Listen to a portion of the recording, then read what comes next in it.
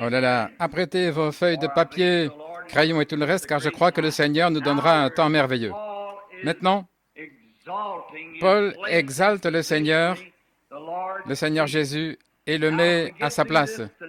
Maintenant, si nous pouvons terminer ceci dimanche matin, en fait, la plus grande partie de ceci va bien concorder avec le message de dimanche matin, parce qu'il s'agit de tirer au clair la question du sabbat. C'est une question importante parmi les observateurs du sabbat aujourd'hui. Et j'aimerais vous inviter tous à venir à cette réunion dimanche matin, car quel est le jour d'adoration qui est correct? Le samedi ou le dimanche? Que dit la Bible à ce sujet? Ainsi donc, ce livre sépare la loi d'avec la grâce et il met chaque chose à sa place. Les Hébreux ont été élevés dans la loi et Paul leur disait quel était le rapport entre la grâce et la loi. Maintenant, juste un petit arrière-plan. À propos, je me suis procuré des lunettes de lecture. Peut-être, s'il m'arrive de trébucher, je les ai, vous savez. Il me reste juste 2 ans pour atteindre 50 ans et je ne vois pas comme avant de près. J'ai commencé à m'apercevoir que les mots devenaient flous et je pensais que je devenais aveugle. Je suis allé passer un examen et le médecin a dit « Non, vous venez simplement de dépasser 40 ans, mon fils. » Bien, il a dit « Si je vivais jusqu'à un âge assez avancé, cette vue pourrait revenir et je pourrais à nouveau avoir cette bonne vue de près. » Il a dit « Maintenant, pouvez-vous lire votre Bible si vous l'éloignez de vous? » Oui, mais après quelque temps, vos bras ne seront plus assez longs. Et ainsi, j'espère maintenant que dans cette étude, cette petite Bible Collins est imprimée en assez bon caractère, je peux la déchiffrer assez bien. Mais quand nous en arrivons au point important et profond où nous devons prendre le Nouveau et l'Ancien Testament et les relier, j'ai une petite Scofield. Et je suis habitué à la Bible Scofield avec ses notes. Maintenant, je ne lis pas les notes de Scofield car je ne suis pas d'accord avec Scofield sur beaucoup de ses théories.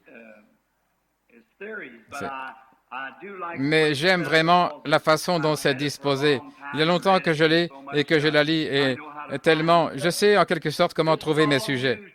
Ceci est tout neuf pour moi, l'enseignement. Et je ne suis pas un célèbre enseignant, mais supportez-moi pendant un petit moment et je vous dirai la vérité de toute façon au mieux de ma connaissance. Maintenant, ce livre, souvenez-vous, Paul, comment l'avons-nous trouvé? C'était pour commencer un grand enseignant ou un grand érudit. Et il était formé dans l'Ancien Testament. Est-ce que quelqu'un peut me dire maintenant qui était son enseignant d'après ce que nous avons vu? Gamaliel, un des docteurs réputés de ce temps-là. Et alors Paul, nous trouvons qu'un jour, avant d'être appelé Paul, quelqu'un peut me dire quel était son nom? Saul. Et il était une grande autorité à Jérusalem, une autorité religieuse. Et il a commencé comme un homme religieux bien formé. Il pouvait parler 4 ou 5 langues, un homme très intelligent. Eh bien, est-ce que son éducation et son intelligence l'ont aidé? Non, il a dit qu'il a dû oublier tout ce qu'il savait pour apprendre Christ. Ainsi, nous trouvons que cela n'exige pas un homme intelligent ou un homme instruit. Il faut un homme qui accepte de s'humilier devant Dieu, peu importe. Saviez-vous que Dwight Moody était si ignorant que ses écrits, pour être honnête, étaient médiocres comme je ne sais quoi? On devait arranger ses messages tout le temps. C'était vraiment un piètre écrivain, vraiment sans instruction. Savez-vous que Pierre et Jean de la Bible étaient si illettrés qu'ils ne pouvaient même pas écrire leur propre nom et ils ne l'auraient même pas reconnu s'il était écrit sous leurs yeux. L'apôtre Pierre, qui avait les clés du royaume, n'aurait pas reconnu son nom s'il était écrit sous ses yeux. Pensez-y. La Bible dit qu'il était ignorant et sans instruction. Alors, ça me donne une occasion. Et ça continue de voir que Dieu puisse faire cela à un homme. Et nous découvrons qu'aussitôt que Paul eut cette grande expérience, j'aimerais vous poser une question. Est-ce que venir à Christ est une expérience? Est-ce que tout le monde a une expérience? Oui, monsieur. Oui, c'est une naissance, c'est une expérience. Ainsi, il n'y a pas longtemps, nous étions dans un collège luthérien et j'ai eu le privilège cet après-midi-là. J'étais en retard, j'étais censé être là à midi pour dîner avec Tom Hare. Combien ont déjà entendu parler de lui? Cet Irlandais qui est un célèbre combattant dans la prière. Et il a été avec ce frère Epp à son programme. Et il est passé à plusieurs endroits ici en Amérique. Et j'ai dîné avec lui aujourd'hui. J'avais à peu près 3 heures de retard. Il était à peu près 3h30, 4h moins le quart quand nous avons mangé. Mais c'était bien. Et nous discutions sur ces choses. Comment Jésus-Christ est la tête de toutes choses. Maintenant, quand Paul a trouvé cela, qu'il a eu cette expérience, et alors avant qu'il n'accepte cette expérience, elle devait être ramenée à la Bible. Et nous voyons qu'il est parti pour se rendre dans un autre pays, et il y resta 3 ans, sont dans les Écritures, pour voir si son expérience était correcte. Maintenant, nous réalisons qu'il devait faire face à une chose importante. Il devait revenir dire à son Église et à tout le monde que la chose même qu'il avait persécutée était juste. Avez-vous eu à faire quelque chose comme ça? Certainement, nous avons presque tous dû le faire. Nous avons dû retourner et dire, ces gens que nous appelions des saints exaltés, nous avons fini par découvrir qu'ils avaient raison. Voyez-vous, c'est cela. Nous devons simplement faire demi-tour. Et les choses que nous avons autrefois haïes, nous les aimons maintenant. C'est une conversion, une chose étrange, bizarre. Ah bon, j'ai fait cette déclaration des saints exaltés. Ça n'existe pas. Ça n'existe pas. Mais ils appellent les gens comme ça, les gens de la sainteté. Mais il n'y a pas de holy roller, des saints exaltés. Ça n'existe pas. Il n'y a aucune mention d'une quelconque église qui ait jamais été enregistrée sous ce nom-là. Pour autant que je puisse voir parmi les quelques 960 dénominations, il n'y a aucune dénomination qui s'appelle les saints exaltés. C'est tout simplement un nom que le diable a collé à l'Église. Mais à cette époque-là, on les appelait... Combien savent comment on les appelait du temps de Paul? Des hérétiques. Vous savez ce que ça veut dire, hérétique? Fous. Ce sont des fous. Ainsi, j'aime autant me faire appeler un saint exalté qu'un hérétique, pas vous? Aussi, s'ils étaient appelés ainsi et qu'ils se réjouissaient, et que dit Jésus que nous devions faire à propos de cela? Il a dit, « Réjouissez-vous et soyez dans l'allégresse, parce que votre récompense sera grande dans les cieux, car c'est ainsi qu'on a persécuté les prophètes avant vous. C'est ainsi qu'on les a appelés. » Il a dit d'être dans l'allégresse, être transporté, vraiment heureux. Et les disciples, quand ils furent trouvés dignes de supporter l'opprobre du nom de Jésus, ils se sont beaucoup réjouis de ce qu'ils pouvaient supporter l'opprobre de son nom. Et aujourd'hui, beaucoup de gens, s'il arrivait qu'on les appelle de saints exaltés, ils seraient intimidés, ils diraient « Oh là là, peut-être que j'avais tort pour commencer. » Mais eux, ils étaient heureux, oh là là, de porter son nom.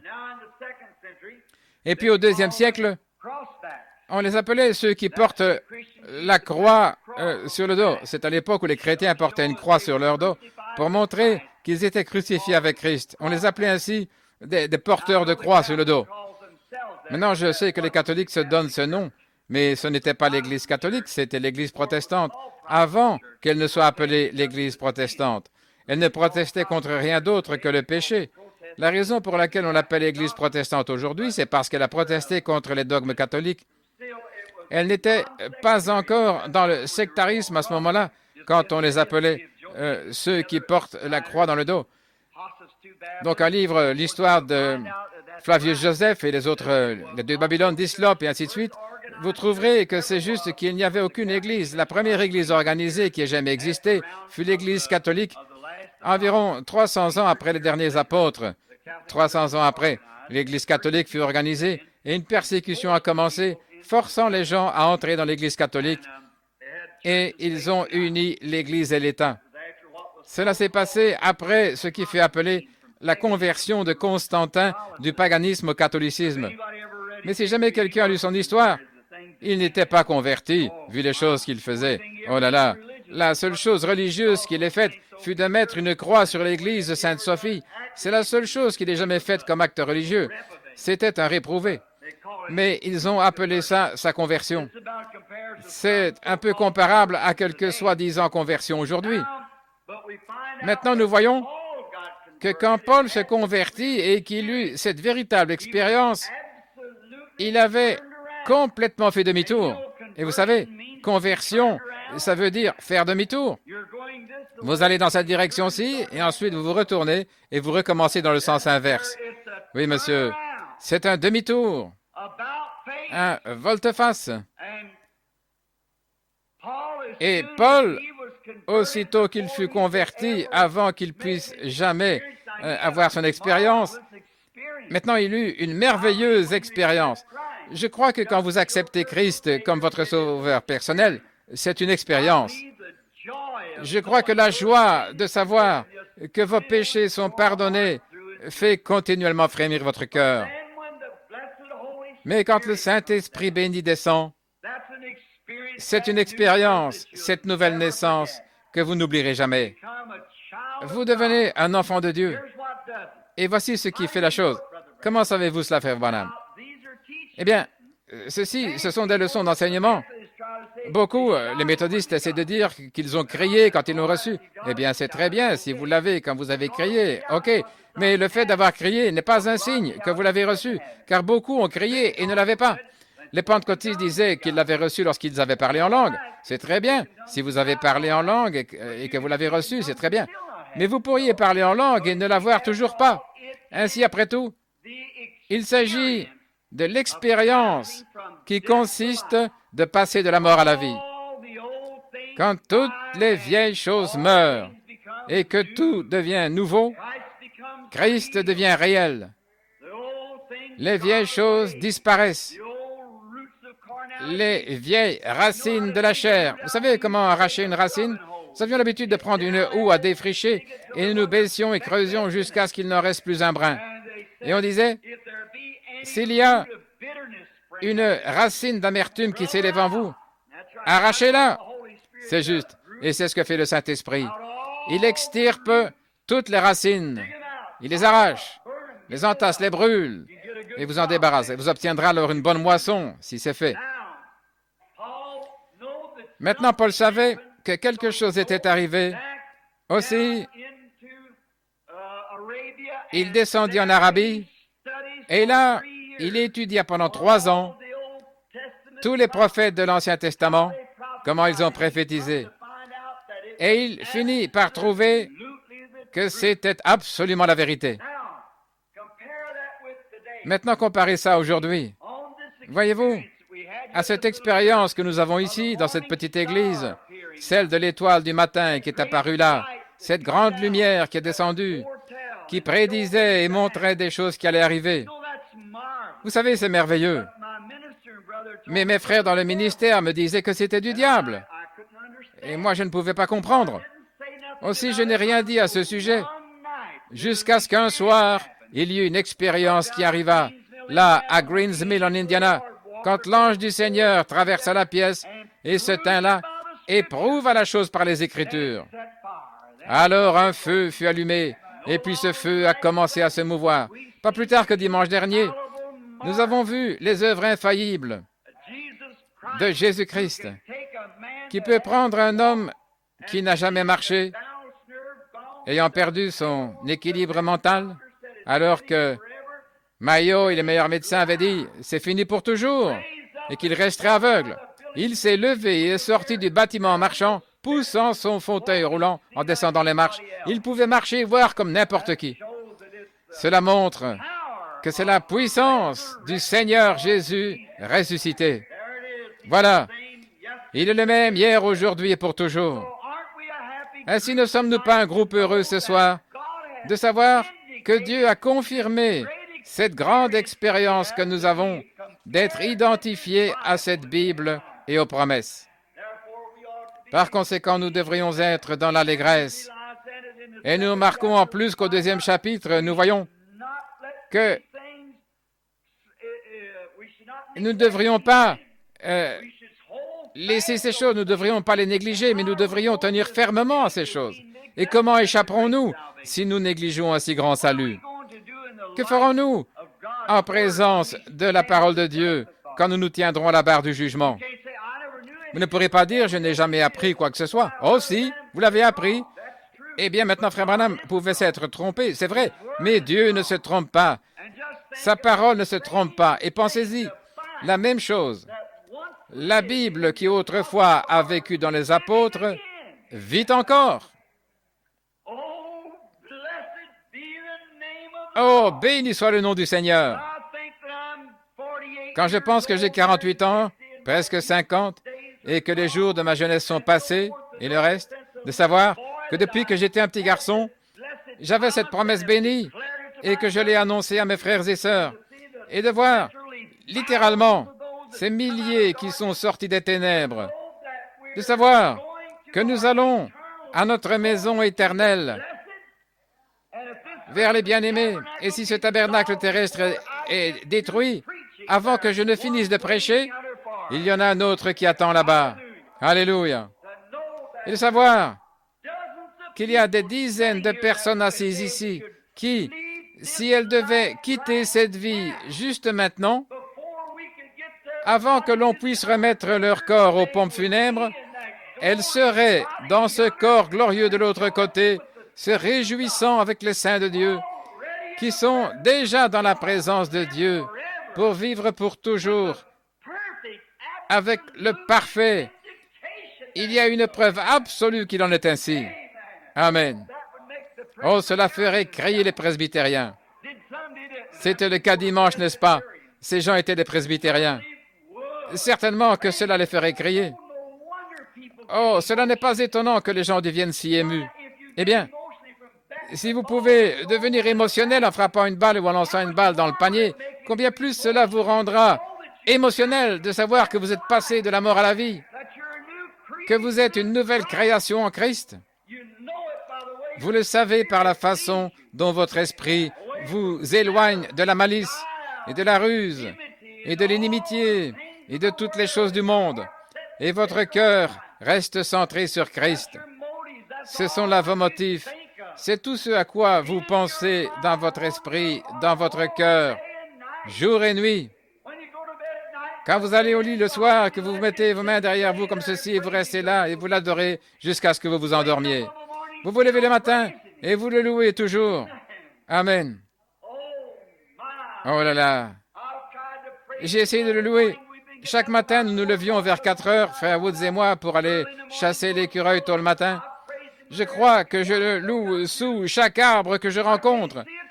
Je ne peux pas voir un arbre sans le louer. C'est lui qui a fait pousser cet arbre. Si vous voyez une petite sauterelle qui s'envole, lui, il connaît cette sauterelle. Oh, dites-vous, c'est un non-sens, frère Bill. Oh non, ce n'est pas ça. Il sait où se trouve chaque écureuil. Il sait où chaque oiseau vole. Eh bien, une fois, il avait besoin de l'argent. Il a dit, « Pierre, il y a un poisson qui a avalé une pièce. Juste ce qu'il nous faut. Va, jette ton hameçon. Je le conduirai là-bas. Retire cette pièce d'argent de sa bouche, car il ne peut pas l'utiliser lui-même. Va lui payer notre dîme et notre impôt. » Amen. Et il y a quelques semaines, j'ai vu flotter sur l'eau un petit poisson qui était tué. Vous avez tous entendu l'histoire. Il y a ici frère Woods et son frère et d'autres pour confirmer cela. Et ce petit poisson gisait mort pendant une demi-heure sur l'eau, les entrailles sorties par sa bouche. Et le glorieux Saint-Esprit est descendu après qu'il lui a annoncé la veille. Vous allez voir la résurrection d'un petit animal. Et le lendemain matin, peu après le lever du soleil, nous avons vu ce petit poisson, pas plus long que ça, quand l'Esprit du Seigneur descendit et dit, « Petit poisson, Jésus-Christ te rend la vie. » Et ce poisson mort qui avait flotté sur l'eau pendant pratiquement une demi-heure revint à la vie et s'éloigna en nageant aussi vite qu'il pouvait. Oh, béni soit le nom du Seigneur! Combien il est merveilleux! Il n'est pas étonnant que Paul ait pu dire qu'il était selon l'ordre de Melchisédek. Il était Melchisédek. Melchisédek n'avait pas de commencement de jour, ses années n'avaient pas de fin. Il n'avait pas de commencement de vie ni fin de vie. Il n'avait ni père ni mère. Ainsi, il ne pouvait être quelqu'un d'autre. Qui qu'il fût, il est encore vivant ce soir. Il n'y a qu'un seul type de vie éternelle, et cela appartient à Dieu. Hier soir, quand nous étions en train de discuter, un frère n'arrivait pas à comprendre la Trinité de Dieu. Et comment nous expliquons cela? Comment Jésus s'est tenu là, un homme d'environ 30 ans, et eux disaient, « Oh, nos pères ont mangé la manne dans le désert. » Il a dit, « Et ils sont tous morts. » Mais il a dit, « Je suis ce pain de vie qui vient du ciel d'auprès de Dieu. Si un homme le mange, il ne mourra point. » Oh, disait-il, nos pères ont bu au rocher dans le désert. Il a dit, « Je suis ce rocher. » Un homme de 30 ans. Et il dit, « Abraham s'est réjoui de voir mon jour. » Quoi, dit-il, maintenant tu veux me dire que tu es aussi vieux qu'Abraham alors que tu n'as pas encore 50 ans? Et tu veux dire que tu as vu Abraham qui est mort il y a 800 ans? Nous savons maintenant que tu es un démon, tu es fou. C'est ce que démon veut dire, une personne folle. Il dit, tu es un démon et tu es fou. Il dit, avant qu'Abraham fût, je suis. Voilà qui il était. Il n'était pas seulement un homme, ni simplement un prophète, il était Dieu. Dieu demeurant sur la terre dans un corps de chair appelé Jésus, le Fils de Dieu incarné. C'est exactement qui il était. Maintenant, nous trouvons ici, dans la dernière partie maintenant, à la fin du 2e chapitre auquel je voulais arriver, en commençant par le verset 16, ou le verset 15, et qu'il délivra ceux par crainte de la mort, étaient toute leur vie retenus dans la servitude. C'est ce qu'il dit que Jésus avait fait, qu'il est venu délivrer de l'esclavage ceux qui, toute leur vie, étaient dans la crainte de la mort. Maintenant, il ne faut pas craindre la mort. Maintenant, bien sûr, personne d'entre nous n'en veut que nous appelons mourir. Mais savez-vous que si une personne est née de nouveau, elle ne peut pas mourir? Comment pourrait-elle avoir la vie éternelle et après mourir? C'est impossible. La seule chose que la mort, le mot « mort » signifie séparation. Maintenant, elle quittera et nous ne la verrons plus. Mais elle est toujours dans la présence de Dieu. Et le sera toujours. Ainsi, la mort n'est pas une chose difficile. La mort est une chose glorieuse. La mort est ce qui nous conduit dans la présence de Dieu. Mais maintenant, évidemment, nous, en tant qu'humains, nous marchons dans ces éléments sombres ici. Nous ne comprenons pas comme nous le devrions. Et évidemment, quand les affres souffrantes de la mort arrivent, cela fait peur et fait reculer les plus saints d'entre nous. Cela fait dire au Fils de Dieu, cette coupe peut-elle être ôtée? C'est une chose horrible, ne me comprenez pas mal, parce que c'est le salaire du péché, la mort, et ça doit être horrible. Mais si seulement nous pouvions regarder au-delà du rideau, voilà où cela s'est éloigné. Béni soit le Seigneur. Juste au-delà du rideau. Voilà où l'homme désire regarder ce soir. La petite Anna May Snelling et les autres avaient l'habitude de chanter ce cantique. « Seigneur, laisse-moi regarder au-delà du rideau du temps. » Tout le monde veut voir ça. Maintenant, nous voici au verset 16. « Car assurément, il n'a pas revêtu sur lui la nature des anges, mais il a revêtu la nature de la semence d'Abraham. » Oh, nous voulons de nouveau nous accrocher à cela. Nous allons arriver là, car la première partie de ce chapitre 3, la dernière partie du chapitre rejoint le sujet de dimanche prochain qui portera sur le jour du sabbat. Maintenant, regardez. Il n'a pas revêtu la nature des anges. Maintenant, qui est-ce? Il. C'est Christ. Qui est Christ? Dieu. Le Logos de Dieu. Maintenant, laissez-moi expliquer cela une fois de plus afin que vous en soyez sûrs. Dieu n'est pas trois dieux. La Trinité de Dieu est une seule. Père, Fils, Saint-Esprit ne signifie pas qu'il y a trois dieux différents. Si c'était le cas, nous serions des païens. C'est la raison pour laquelle les Juifs ne peuvent pas comprendre. Cela n'a jamais été enseigné dans la Bible. Maintenant, on enseigne ça dans l'Église catholique, assurément. Voilà d'où vient le baptême trinitaire. En Afrique, on vous baptise 3 fois le visage en avant, une fois pour Dieu le Père, une fois pour Dieu le Fils, une fois pour Dieu le Saint-Esprit. Bon, ça, c'est une erreur. Pareils enseignements n'existent pas dans la Bible. Et maintenant, c'est ce qu'ils enseignaient, et c'est passé par Luther, de Luther à Wesley, et ainsi de suite, à travers les âges, au fur et à mesure qu'ils passaient. Mais cela n'a jamais été un enseignement biblique. Ça a toujours été une erreur depuis le commencement. Ainsi, Dieu était au commencement, avant qu'il y ait la lumière, avant qu'il y ait un atome, avant qu'il y ait une étoile, avant qu'il y ait eu quelque chose de visible, Dieu remplissait tout l'espace.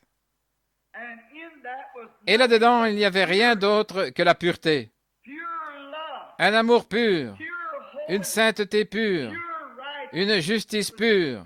C'était l'Esprit. Il couvrait tout l'espace de l'éternité. Eh bien, nous ne pouvons pas sonder cela. Cela dépasse tout ce que nous pouvons imaginer. C'est comme si à travers ce verre, nous pouvions voir 100 et quelques millions d'années-lumière dans l'espace. Pensez-y. Un espace de 100 millions d'années-lumière. Et la lumière circule à environ 300 000 km par seconde.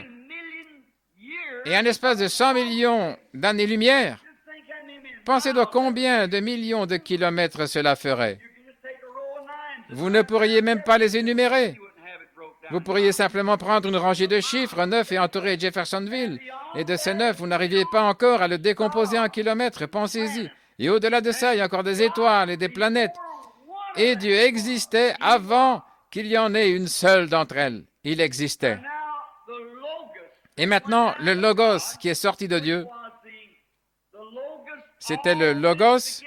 Tout cela a commencé à prendre une forme corporelle. Et cette forme corporelle fut appelée dans l'enseignement des théologiens Logos. Le Logos qui sortit de Dieu. En d'autres termes, un meilleur mot pour ça, c'est ce que nous appelons une théophanie. Une théophanie, c'est un corps humain qui est glorifié.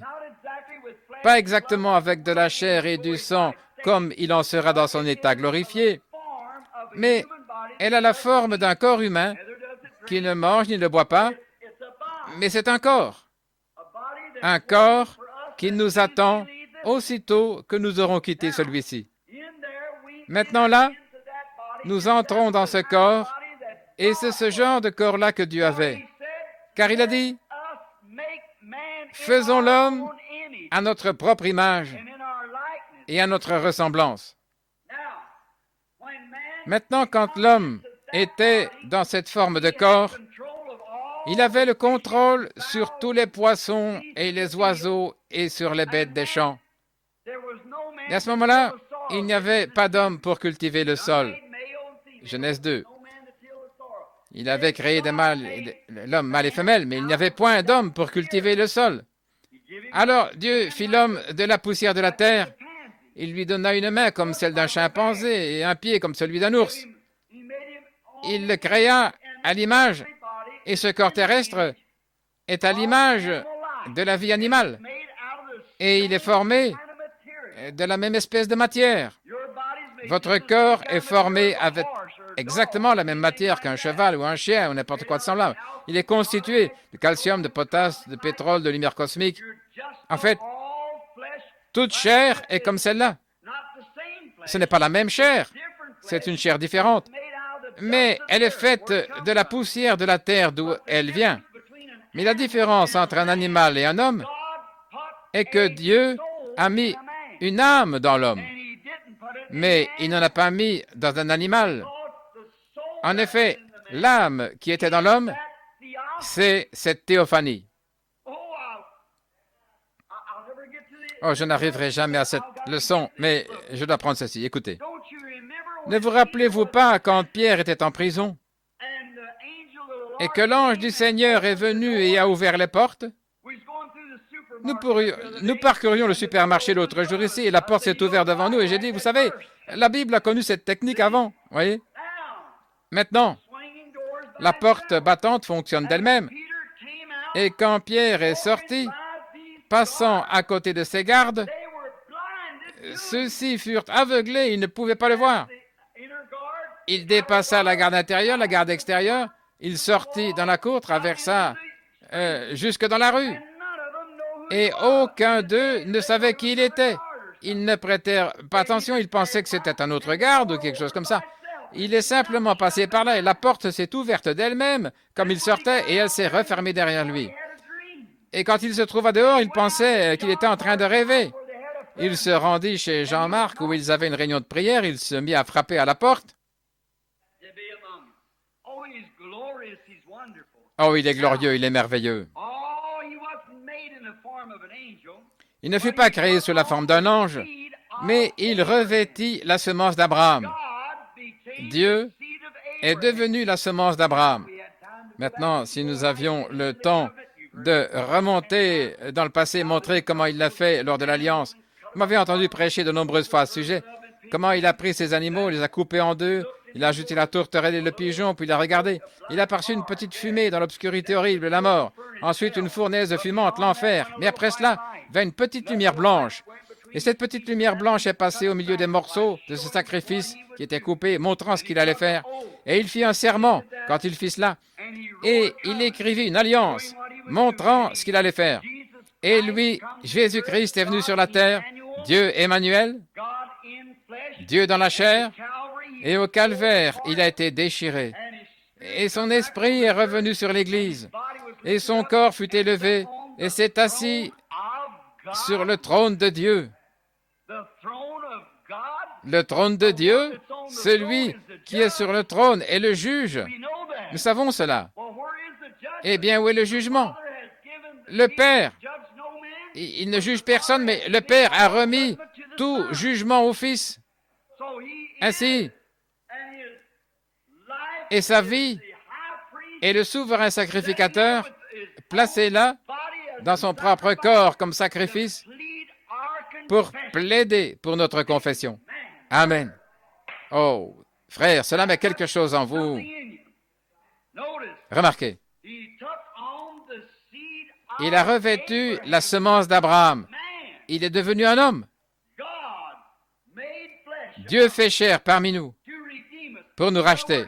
En d'autres termes, Dieu devint péché afin que nous pécheurs, nous puissions faire partie de lui. Et lorsque nous faisons partie de lui, nous faisons partie. Nous sommes des gens limités dans l'espace et dans le temps, 70 ans. Et Dieu est descendu et est devenu l'un de nous, 70 ans, pour le temps qui lui fut assigné, afin que nous puissions être participants de sa vie éternelle. Et quand nous naissons de nouveau, nous sommes des fils et des filles de Dieu, et nous avons la vie éternelle, et nous ne périrons jamais. Oh, quel sauveur béni! Il n'y a aucun moyen de décrire ça. Il n'y a aucun moyen de l'expliquer. C'est simplement au-delà de toute explication. Personne ne peut expliquer combien c'est grand. Comme tu es grand, c'est vrai. En conséquence, en toute chose, il a dû être rendu semblable à ses frères, pensez-y, afin qu'il fût un souverain sacrificateur miséricordieux et fidèle dans le service de Dieu. Écoutez ceci. Pour faire une réconciliation, l'expiation des péchés du peuple, réconcilier.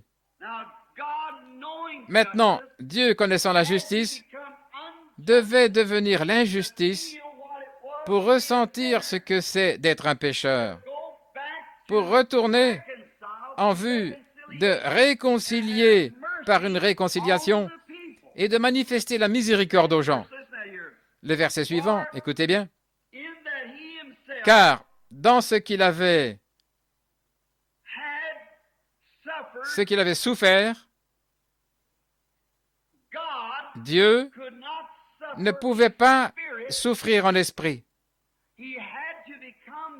Il devait devenir chair pour sentir la douleur de la maladie, pour sentir la tentation de la convoitise, pour sentir la tentation de la faim, des besoins, pour sentir la puissance de la mort, afin qu'il puisse prendre sur lui-même le fait de se tenir en présence du grand Esprit Jéhovah. L'Esprit, pas l'homme, l'Esprit, pour intercéder pour cette vie. Et Jésus accepta cela afin d'intercéder pour nous, car il sait ce que nous ressentons. Quand vous êtes malade, il sait ce que vous ressentez. Quand vous êtes tenté, il sait ce que vous ressentez. Maintenant, avez-vous déjà remarqué que quand nous votons pour un président, tous les fermiers voteront pour un président qui a été fermier, parce qu'il connaît les difficultés de la vie du fermier. Voyez, ils veulent un homme qui comprend. Et avant que Dieu puisse comprendre, lui étant cette grande sainteté, comme il pouvait comprendre l'homme après l'avoir condamné par sa sainteté, il condamna l'homme. Et la seule façon pour lui de savoir comment justifier l'homme était de devenir un homme.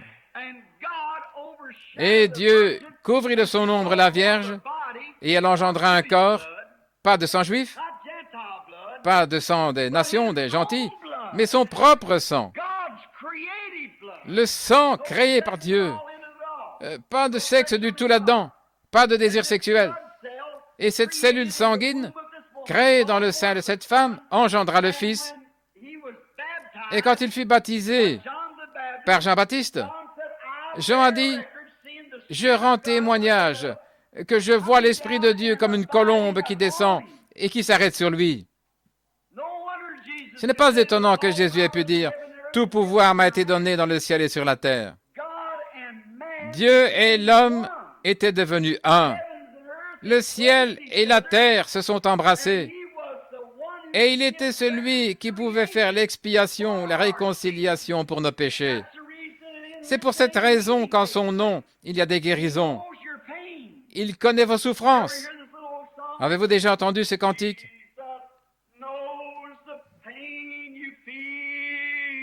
Jésus connaît les peines que vous ressentez. Il peut sauver et guérir. Apportez votre fardeau au Seigneur et laissez-le là. C'est vrai, il le connaît. Quand notre corps est torturé par la douleur et que nous ne pouvons pas recouvrer la santé, rappelez-vous simplement que Dieu dans les cieux répond à la prière. Jésus connaît les peines que vous ressentez. Il peut sauver et guérir. Apportez seulement votre fardeau au Seigneur et laissez-le là.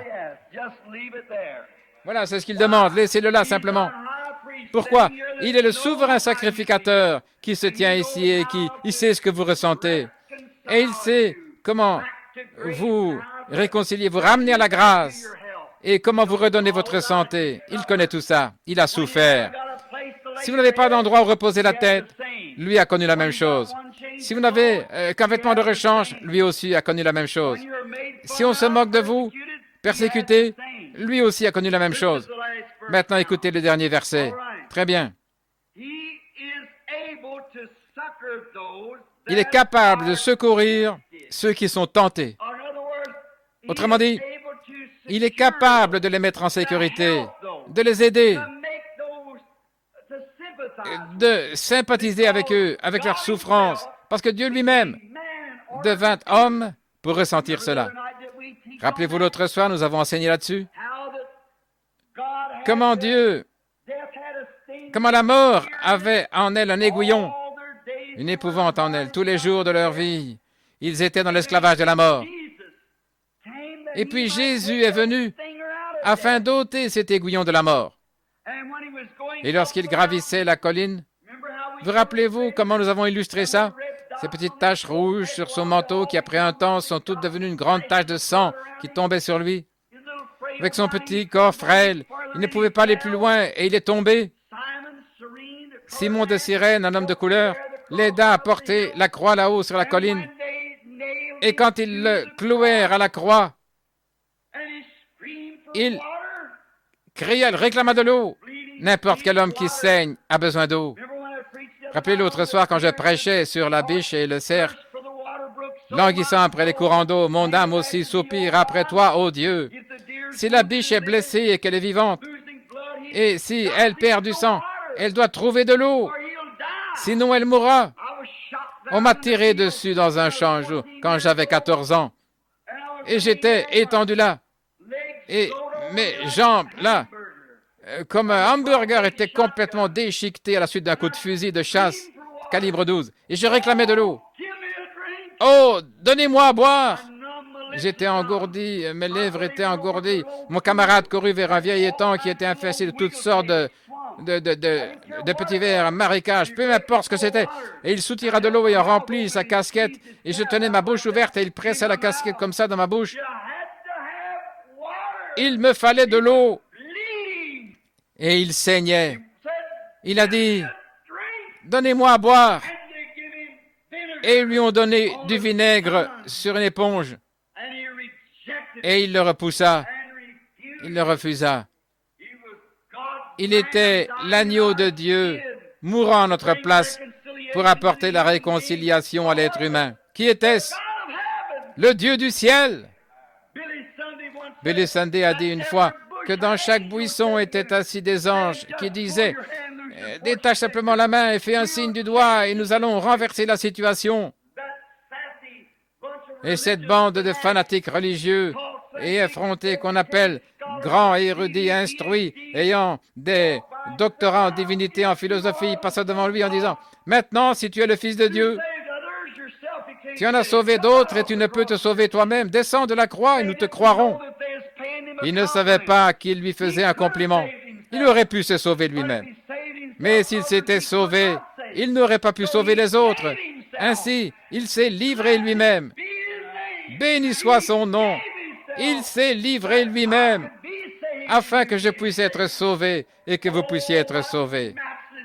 Oh, quel amour incomparable! Il n'était pas censé tomber malade. Ce précieux corps né d'une vierge n'était pas censé tomber malade. Mais il devint malade afin de savoir comment intercéder en ma faveur quand je suis malade. Il n'était pas censé se fatiguer, mais il s'est fatigué.